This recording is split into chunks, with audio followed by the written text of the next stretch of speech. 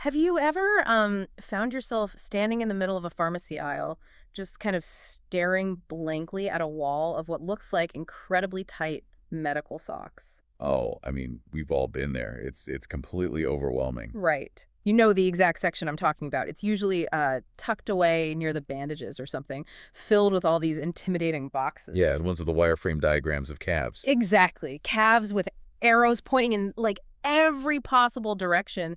And you're standing there wondering, do I buy the firm ones? The moderate ones? Knee high, thigh high. And honestly, it is a deceptively dangerous aisle. Wait, dangerous? Like actually dangerous. Yeah, absolutely. You are looking at a wall of serious, finely calibrated medical devices, but, they are packaged like everyday athletic apparel.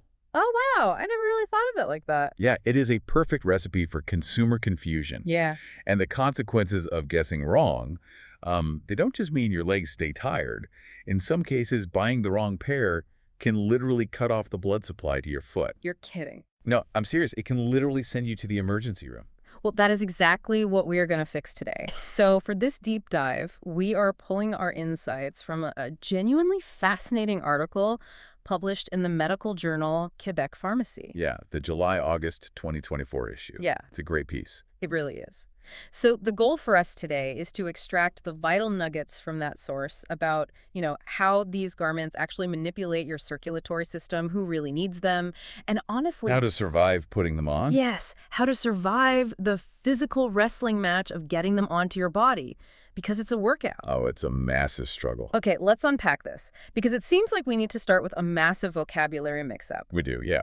Apparently, we can't even talk about when to use these garments until we clear up a fundamental error that, according to the source, even medical professionals get wrong. Right. And the confusion begins with the very words we use to describe them. If you listen to doctors or pharmacists or patients, you will hear the words compression and contention tossed around as if they are, the exact same thing. But they aren't. No, they are entirely different physical mechanisms. Okay, so how so? Well, to understand why one might save your life on a plane while the other does absolutely nothing, we have to look at two distinct properties: elasticity and degressivity. Okay, let's break those down. What are we actually talking about when we say a garment is elastic in a medical sense? So in physics and in textiles, elasticity is a material's ability to provide a continuous, defined pressure on your limb, completely independent of what your body is doing. Meaning it's just always squeezing. Exactly.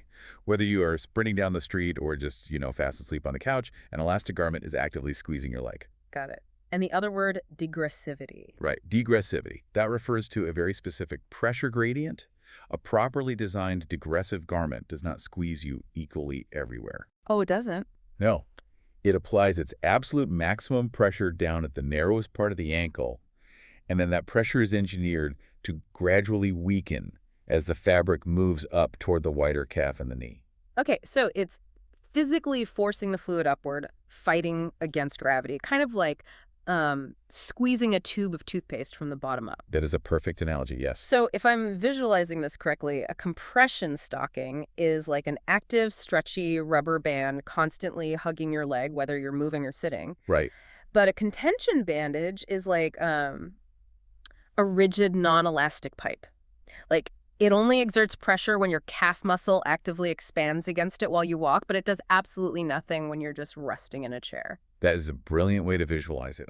Compression is active, contention is passive. Passive. Okay. Yeah, if you take a completely non-elastic contention bandage and wrap it tightly around a patient's leg, you effectively just built them an external skeleton. It does nothing while they sit still. But the moment they stand up and take a step, that calf muscle flexes. And because the muscle has nowhere to go against that rigid wall of the bandage. A force turns inward. Exactly.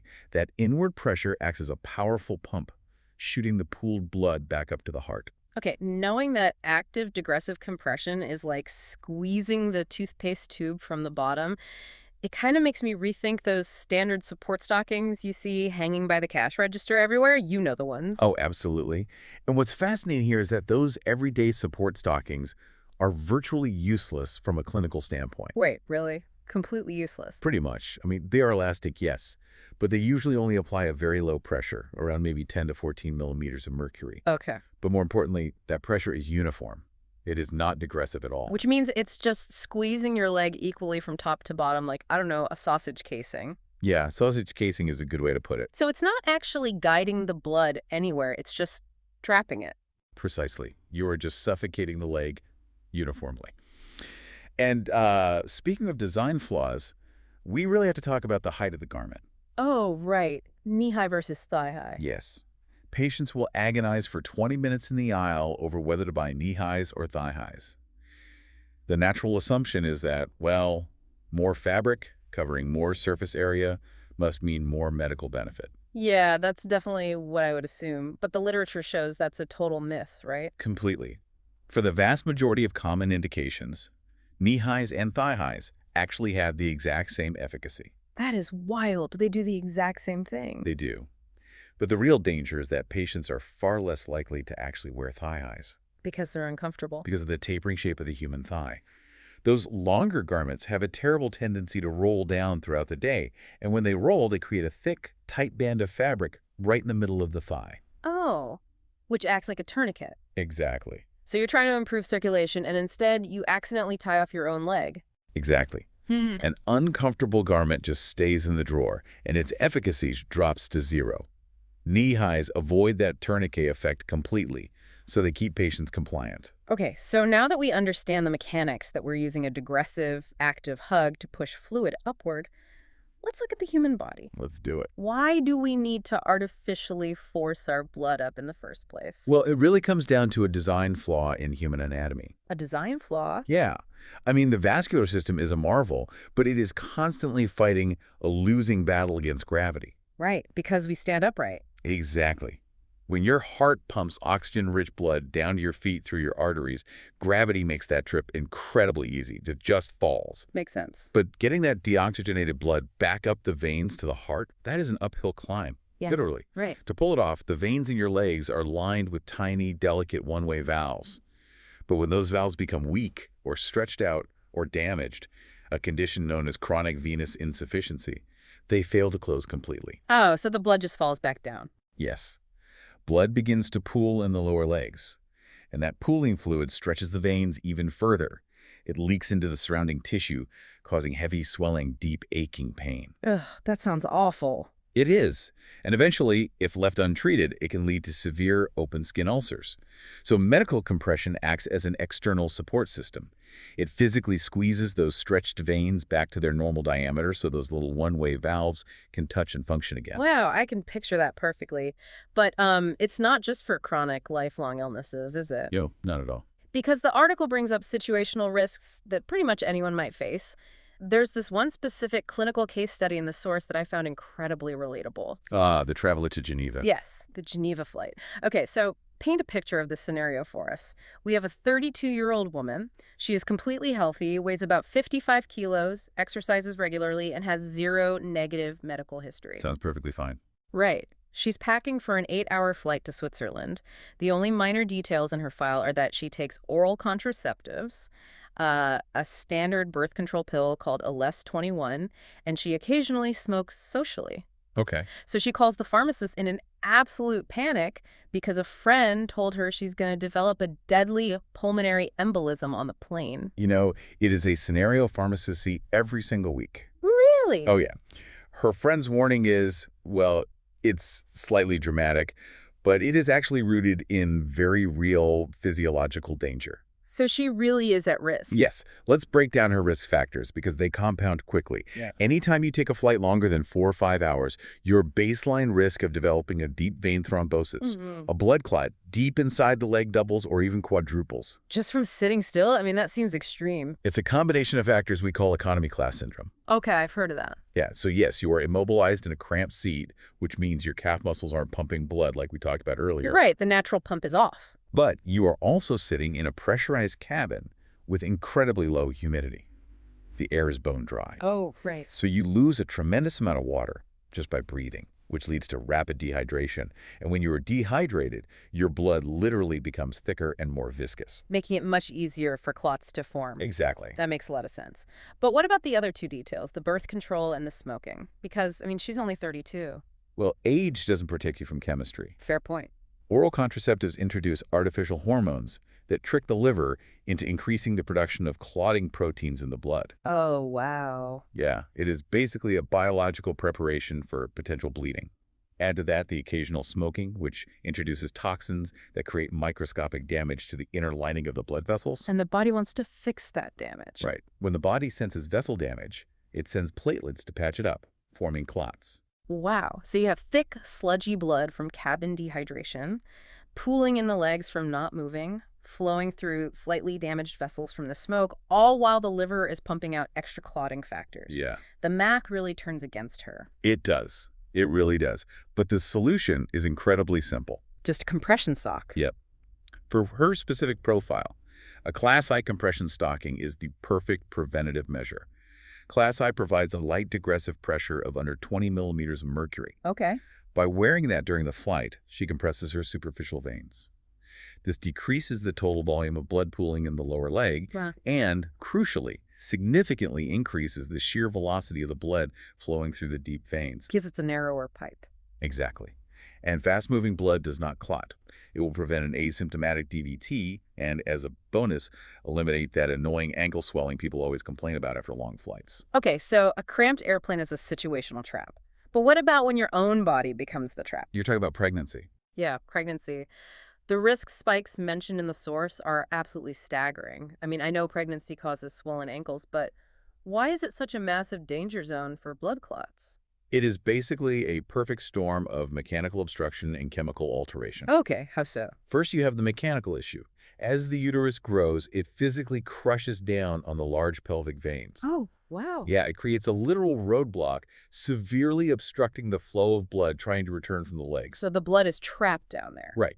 Second, the chemical shift is profound. To prepare for the immense blood loss of childbirth, a pregnant woman's body drastically spikes its own clotting factors. Just like the birth control pill, but natural. Exactly, but on a much larger scale. This evolutionary survival mechanism means that the risk of a venous thromboembolism is 5 to 10 times higher during pregnancy than in a non-pregnant state. 10 times the risk just from the body prepping itself. Yes. And does that danger instantly vanish once the baby is born? Not even close. In fact, it gets much worse. Wait, really? Yeah. In the 6 to 12 weeks postpartum, as the body undergoes massive fluid shifts and hormonal crashes, the risk of a blood clot skyrockets to anywhere from 15 to 35 times higher. 35 times. That is terrifying. It is the single most vulnerable period for a woman's vascular system. But, the article also noted a genuinely surprising side benefit to wearing compression during pregnancy that has nothing to do with blood clots. Oh, the morning sickness part. Yes. It might actually help reduce nausea and vomiting in the first trimester. How does that work? Well, the human body is remarkably interconnected. Nausea in early pregnancy is often exacerbated by sudden drops in blood pressure when a woman stands up. Okay. So by applying compression to the legs and improving that venous return to the heart, you stabilize the overall blood pressure. You remove that orthostatic stress. And for many women, that translates to a significant reduction in morning sickness. That is so cool. Here's where it gets really interesting, though. Okay. We just established that static compression socks are fantastic for preventing clots on airplanes and during pregnancy. Right. But the article dives into a major medical controversy where they might actually be useless. Ah, yes. Orthopedic surgery. Yeah. If someone is recovering from major orthopedic surgery, say, like a full knee or hip replacement, the evidence for using these stockings to prevent clots is highly contested. It feels completely counterintuitive, doesn't it? Completely. If a patient is lying in a hospital bed after a knee replacement, you would think a compression stocking is mandatory. You would think so. Yeah. But a major 2021 meta-analysis, highlighted in the source, showed virtually no significant difference in DVT prevention when comparing patients who wore compression stockings to patients who simply engaged in early mobilization. So early mobilization just means getting them out of bed and forcing them to walk down the hallway as soon as possible. Exactly. Think back to our discussion about contention and the calf muscle pump. Oh, the internal skeleton thing. Right. When a patient walks, that muscle flexes and violently pumps the blood upward. It is the body's natural, high-powered compression system. So walking is just better than any sock. By far. Relying entirely on a tight elastic sock while letting the patient lie completely still provides a false sense of security. The stocking alone cannot match the sheer hydraulic power of a walking human leg. That makes total sense. Yeah, it really reinforces the idea that these garments are not magic. Their efficacy depends entirely on the clinical context. Which brings up a dangerous assumption a lot of people make, I think. What's that? If my legs are incredibly swollen and painful and I want to fix it fast, shouldn't I just bypass the light stuff Huh? and buy the absolute tightest, strongest pair of compression stockings on the market? No. Like a class 4 over 40 millimeters of mercury and just wring all that fluid out like a wet towel? No, absolutely not. And I cannot stress this enough. Doing that could result in catastrophic injury. Catastrophic. Yes. Yeah. This is why we have to stop viewing these as athletic wear. Applying inappropriate pressure is extremely dangerous. So to understand why it's so dangerous, we need to know what these classes actually mean. What does 40 millimeters of mercury even feel like? Let's scale it first. So class 1 is anything under 20 millimeters of mercury. This is what our traveler to Geneva would use. Right, providing a firm, supportive hug. Exactly. Then class 2 steps up to 20 to 30 millimeters.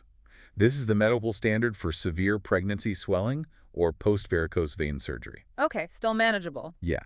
Class 3 jumps to 30 to 40 millimeters. We use this for treating active, deep vein thrombosis or severe post-traumatic edema where the leg has suffered massive trauma. Ouch. Yeah. And finally, you have class 4, which is anything over 40 millimeters of mercury. To give you an idea of the sensation, 40 millimeters of mercury feels less like a tight sock and more like a blood pressure cuff, continuously gripping your calf. Oh, wow. That sounds intense. It is extreme pressure. It's reserved only for the most severe cases of lymphedema or weeping venous ulcers. So if an uninformed consumer walks in, sees a class 4 box, thinks tighter is wetter, and wrestles it onto their swollen leg, what is the worst-case scenario? The worst-case scenario is tissue necrosis. Wait, The literal death of the tissue in your leg, potentially leading to amputation. how does a sock cause an amputation? It happens when a patient has an undiagnosed underlying condition, specifically peripheral arterial disease. Okay, explain that. Remember, veins bring blood back to the heart, but arteries push fresh, oxygen-rich blood down to the feet. Right. If someone has peripheral arterial disease, their arteries are clogged with plaque. They are already struggling to push blood down against the resistance of the blockage. Oh, I see where this is going. Yeah, the source uses a metric called the ankle brachial index, or ABI. Think of the ABI like a water pressure gauge for your legs. Okay. A healthy person has an ABI of around 1.0, meaning the pressure in your ankle matches your arm. If your ABI drops below 0.6, your arterial pipes are severely clogged. Barely a trickle of oxygen is reaching your foot. And then you put a super tight sock over it. Yes. If you take a high-pressure compression stocking and wrap it around that leg, you completely choke off whatever tiny arterial flow was left. You strangle the limb, the foot gets no oxygen, and the tissue turns gangrenous. That is horrifying. You're trying to push fluid up, but you accidentally block the fresh blood from coming down. Exactly. And the article also mentioned heart failure as another massive red flag, right? Yes, specifically severe heart failure, classified as NYHA Class 4. How does a failing heart make a tight sock dangerous? Well, think of a failing heart like a broken sump pump in a flooded basement. Okay. It is already overwhelmed, sputtering, and barely managing the water level as it is. If you put strong compression stockings on a patient with severe leg swelling, you are suddenly squeezing a massive volume of pooled fluid out of the legs and shooting it straight back up to the heart all at once. Oh, no. It is the equivalent of dumping a 50-gallon drum of water into that flooding basement. The already failing heart simply cannot handle that sudden, massive increase in volume. So it just gives out. It triggers acute cardiac decompensation, basically flooding the lungs with fluid. If we connect this to the bigger picture, it makes total sense why the regulatory landscape exists. It really does. Like in regions like Quebec, forces over 20 millimeters of mercury theoretically shouldn't be purchased without a thorough medical evaluation. Right, even though they are considered medical supplies rather than prescription drugs. Yeah, having a specialized nurse practitioner or doctor evaluate your pipes ensures you don't have hidden arterial disease or a failing heart pump before you start aggressively squeezing your legs. Exactly. A medical prescription isn't just a piece of paper. It acts as a critical safety checkpoint to rule out those absolute contraindications. Okay, so let's say you've passed the checkpoint, you've been properly measured, you have the right prescription, and your arteries are crystal clear. Good to go. Knowing all the physics and medical benefits is entirely useless if you physically cannot get the garment onto your body. This is so true. And let's be real, putting these things on is a universally frustrating, sweat-inducing experience. It is actually the #1 reason for patient noncompliance. In the clinical world, we refer to it as donning and doffing, the act of putting on and taking off the garment. Donning and doffing. Yeah, the difficulty is built right into the physics of the design. Because of digressivity, the absolute tightest, most restrictive part of the fabric is right at the ankle. Right. And that tiny, heavily reinforced ankle opening is exactly the part you have to forcefully drag over the widest part of your heel. And the timing of when you do this is crucial. You can't just put them on after your morning shower. No, timing is everything. The donning process must happen first thing in the morning, ideally while you were still sitting on the edge of the bed. Why before you stand up? Because the moment your feet hit the floor, gravity goes to work.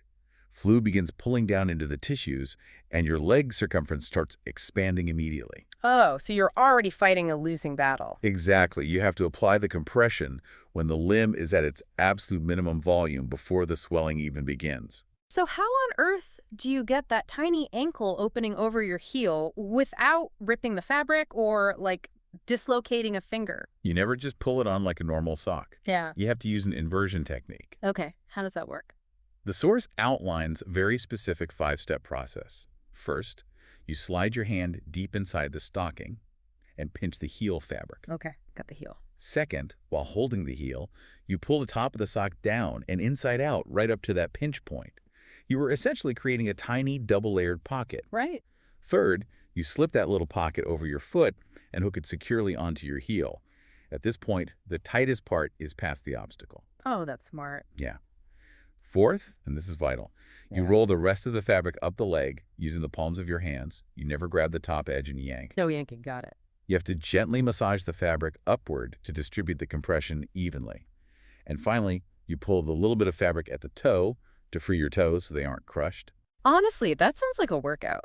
I feel like you'd need serious grip strength just to manage the massaging part. You do, which is why the source highlights several highly effective, almost MacGyver-esque tools to assist patients who might lack that hand strength. I have to admit, when I read the section on the plastic bag trick, my mind was blown. The parachute bag.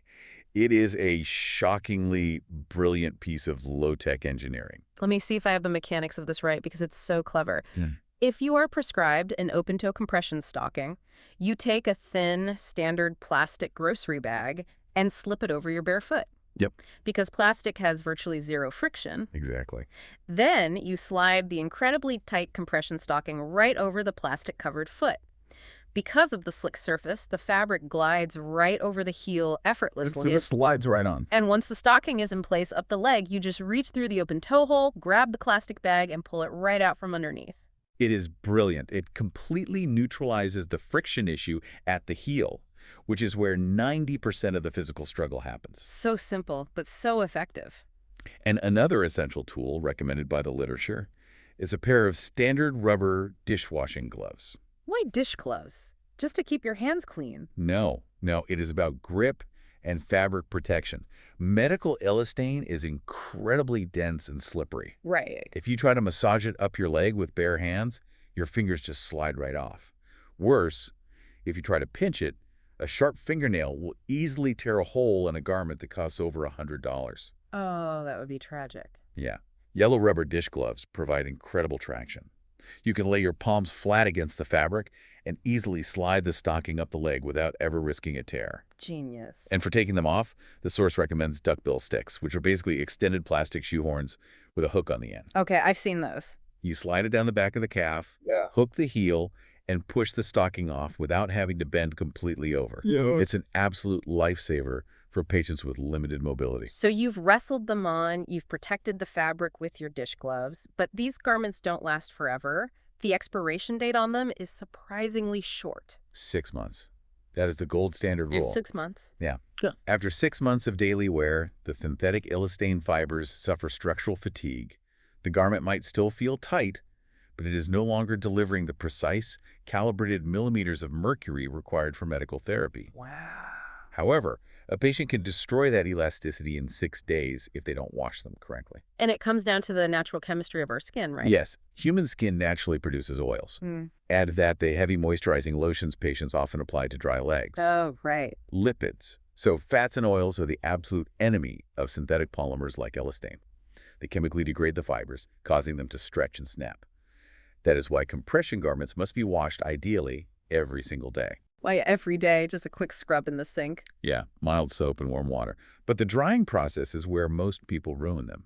You must never, ever put a compression garment in a mechanical dryer or lay it out in direct sunlight. Why not?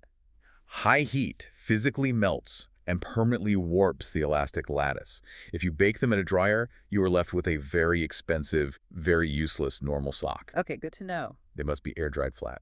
So what does this all mean?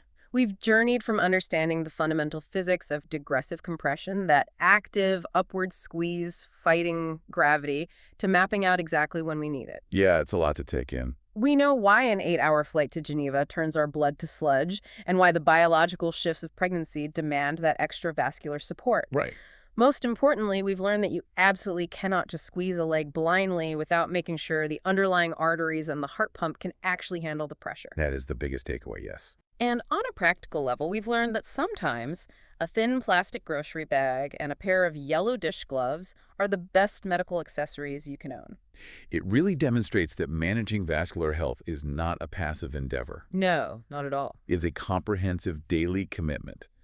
It requires precise mathematical sizing, disciplined morning routines, careful maintenance, and just a profound respect for the physiological power of the garments. It really is about integrating it into your lifestyle alongside staying hydrated and keeping your legs moving. This raises an important question, though. Oh. Yeah. We have spent this entire deep dive discussing the inherent flaws of static elastane. Right. We talked about how it loses its stretch after 6 months, how catastrophic it can be if misapplied over diseased arteries, and how incredibly frustrating it is to pull over a heel. Plus, a patient's leg swelling fluctuates dynamically throughout the day, yet the sock remains rigidly static. It's just one continuous squeeze. Exactly. What if the future of vascular health isn't static fabric at all? What do you mean? Imagine a near future of smart fabrics, integrated with microscopic flexible sensors. Oh, wow. Garments that actively monitor your blood flow and tissue volume in real time, dynamically adjusting their own internal tension. That would be incredible. Right. They could loosen automatically to slide over your heel, then tighten themselves to the exact millimeter of mercury your leg requires at any given hour. So it adapts to your body. Exactly. It would completely eliminate the daily physical struggle of donning and entirely remove the risk of applying dangerous, inappropriate pressure. Wow. A sock that physically thinks and breathes for itself. That sounds like science fiction. But given how fast wearable tech is moving, it's probably right around the corner. I wouldn't be surprised at all. Well, until that day comes, I guess we'll just have to keep our plastic bags and dish gloves handy. Yep, that's the reality for now. Well, thank you for joining us on this deep dive. The next time you find yourself staring at that intimidating